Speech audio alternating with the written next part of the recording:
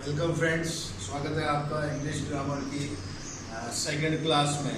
देखिए, हमने last class में सेंटेंस तक की बात की थी कि एक सेंटेंस के तीन पार्ट होते हैं, सब्जेक्ट, वर्ब और object. Now we shall talk about kinds of sentence कि सेंटेंस किस कौन कौन से होते हैं, किस प्रकार के होते हैं। देखिए, काइंड्स ऑफ सेंटेंस।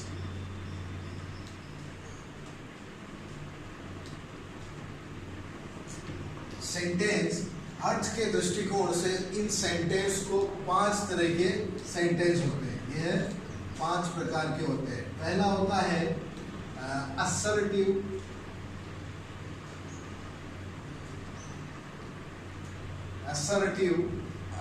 स्टेटमेंट या डिक्लेरेटिव भी इन्हें कहते हैं, या डिक्लेरेटिव सेंटेंस। ठीक है। अब इन्हें कथनात्मक वाक्य कहते हैं। हिंदी में इन्हें कथनात्मक वाक्य कहते हैं। ऐसे वाक्य या ऐसे सेंटेंस जो सिंपल साधारण किसी स्टेटमेंट या कथन को दिखाते हैं या बताते हैं, प्रकट करते हैं, इन्हें हम कथनात्मक वाक्य कहते हैं, जिन्हें इंग्लिश में असर्टिव स्टेटमेंट और डिक्लेरेटिव सेंटेंस कहते हैं। अब इनके भी ये भी दो तरह के होते हैं। इनमें पहला होता है अफर्मेटिव।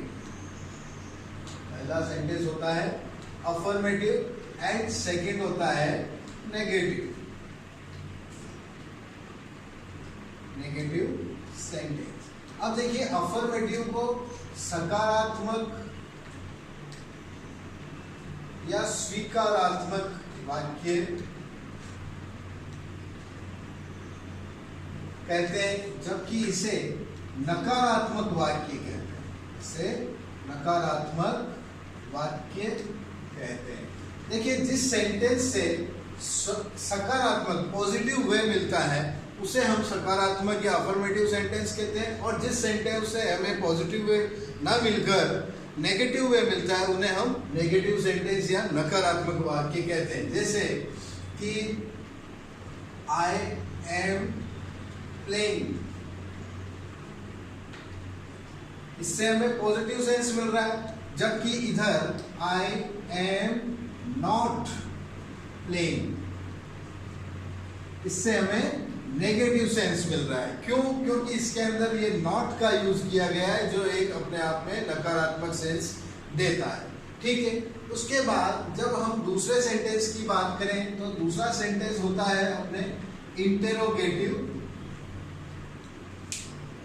दूसरा सेंटेंस होता है इंटेरोगेटिव सेंटेंस, जिन्हें हम हिंदी में प्रश्नवाचक वाक्य भी कहते हैं।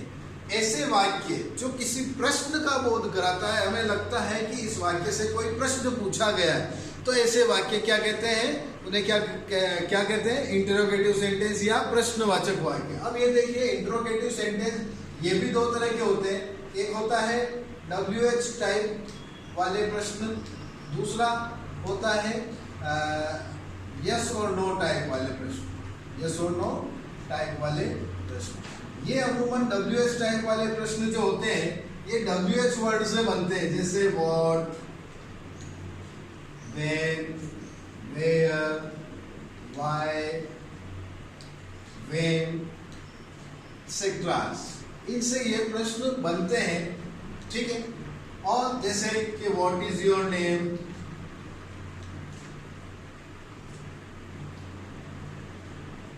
ठीक। तो ये प्रश्न WH टाइप से बनने के कारण इन्हें WH टाइप के क्वेश्चन कहा जाता है। और यस नो टाइप के जो क्वेश्चन होते हैं, ये हेल्पिंग वर्ब से बनते हैं। हेल्पिंग वर्ब से बनते हैं, तो इस कारण इनके जो आंसर होते हैं या इनके जो उत्तर होते हैं, ये हमेशा हमें यस और नो में मिलते हैं, हाँ या ना में मिलता है। तो इस कारण इसे हम हेल्पिंग यस और नो टाइप क्वेश्चन कहते हैं। जैसे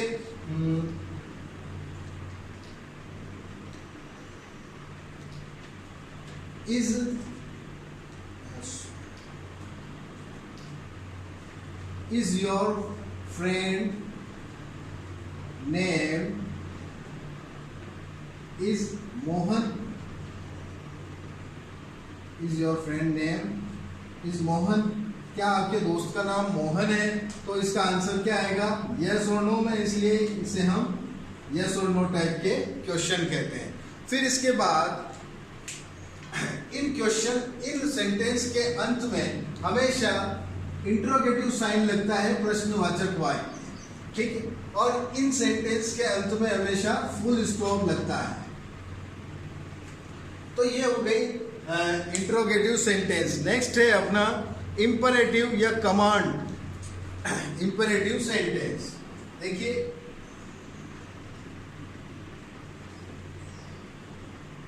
इंपरेटिव सेंटेंस। इंपरेटिव सेंटेंस ऐसे वाक्य, यानी इन्हें आज्ञार्थक वाक्य भी कह सकते हैं।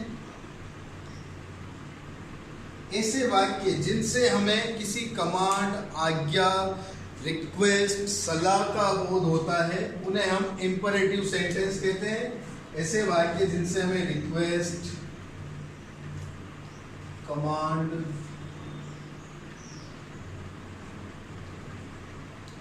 एडवाइस, ऐसे भावों का बोध होता है, तो इन्हें हम इंपरेटिव सेंटेंस भी कहते हैं। और इनके अंत में भी प्राय फुल स्टॉप लगता है। इनके अंत में भी क्या लगता है? Full stop. जैसे bring a glass of water, ठीक है। अब जैसे अगर यहां मैं प्लीज लगा दूं तो इससे हमें रिक्वेस्ट का बोध हो रहा है, इस कारण से ये कौन सा सेंटेंस कहलाता है? इंपरेटिव सेंटेंस, ठीक है। और गो देयर, इस तरह की जो सेंटेंस है, जैसे इसके अंदर कमांड का, आदेश का या निर्देश का बोध होता है, इस कारण इन्हें हम इंपरेटिव सेंटेंस कहते हैं। अब उसके बाद नेक्स्ट बात करें तो जो फोर्थ वाला जो सेंटेंस है वह है optative sentence. Fourth sentence optative sentence.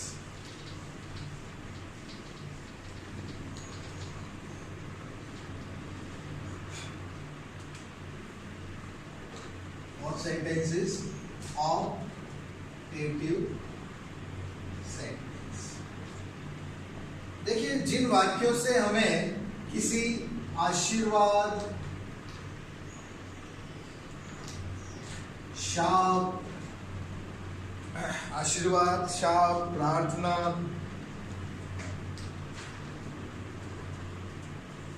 या इच्छा का बोध होता है, ऐसे वाक्य क्या कहलाते हैं? Optative sentence.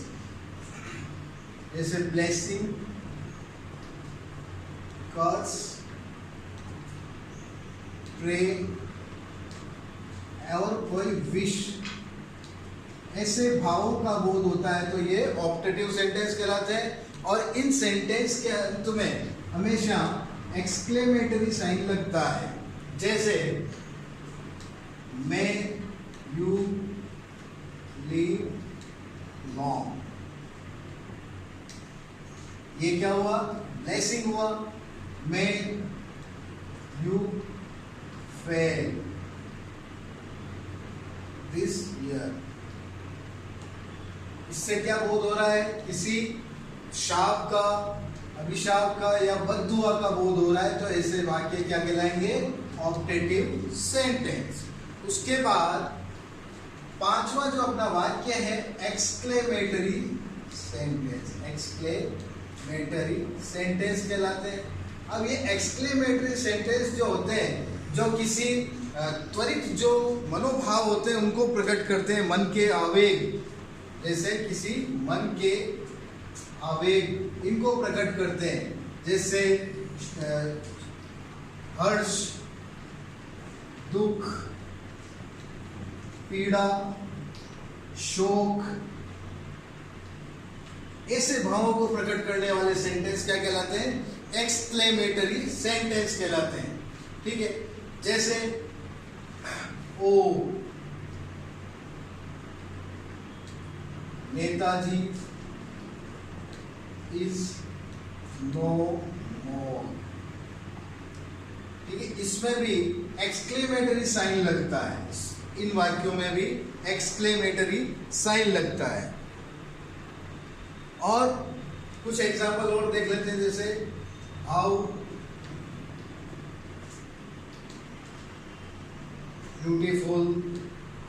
तो ऐसे सेंटेंस जैसे हाउ ब्यूटीफुल, कितना सुंदर, हर्ष का बोध कराता है और इसके अंदर दुख का बोध कराता है। तो ऐसे सेंटेंस क्या कहलाते हैं? एक्सक्लेमेटरी सेंटेंस, जो किसी विस्मय को, विस्मय आदि बोधक वाक्य कहते हैं इन्हें, जो किसी विस्मय को, अब ये मन के आवेग हो सकते हैं, जैसे दुख, सुख, हर्ष, चिंता, शोक, दर्द, पीड़ा, इन आवेगों को जो दिखाते हैं, ऐसे सेंटेंस को एक्सक्लेमेटरी सेंटेंस कहते हैं। ठीक है, तो अभी हमने 5 सेंटेंस के बारे में देखा।